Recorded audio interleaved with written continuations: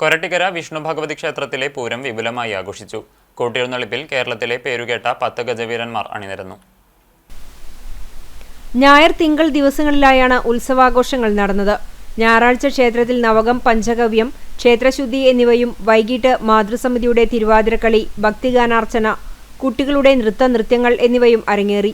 തിങ്കളാഴ്ച രാവിലെ ക്ഷേത്രം പൂജാരി അനിൽ മേപ്പറമ്പത്തിന്റെ കാർമ്മികത്വത്തിൽ വിശേഷാൽ പൂജകളും ഭഗവതിക്ക് പാലഭിഷേകം, പനിനീരഭിഷേകം, ഇളനീരഭിഷേകം എന്നിവയും നടന്നു.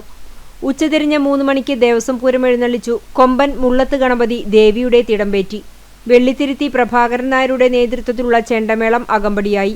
വൈകിട്ട് 6 മണി മുതൽ പഞ്ചവാദ്യത്തിന്റെയും ചെണ്ടമേളത്തിന്റെയും അകമ്പടിയോടെയുള്ള 9 പ്രാദേശിക കമ്മിറ്റികളുടെ ആനപൂരങ്ങൾ ക്ഷേത്ര പ്രദക്ഷിണം നടത്തി.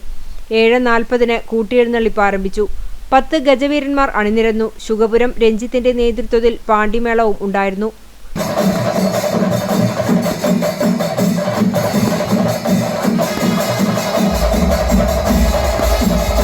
തുടർന്ന് ആചാരവേലവരവ്, മരം കൊട്ടിപ്പാട്ട്, പ്രാദേശിക കമ്മിറ്റികളുടെ ശിങ്കാരിമേളം, തെയ്യം, തിറ, പൂതൻ, മറ്റ് നാടൻ കലാരൂപങ്ങൾ എന്നിവയും ക്ഷേത്രത്തിൽ എത്തിച്ചേർന്നു.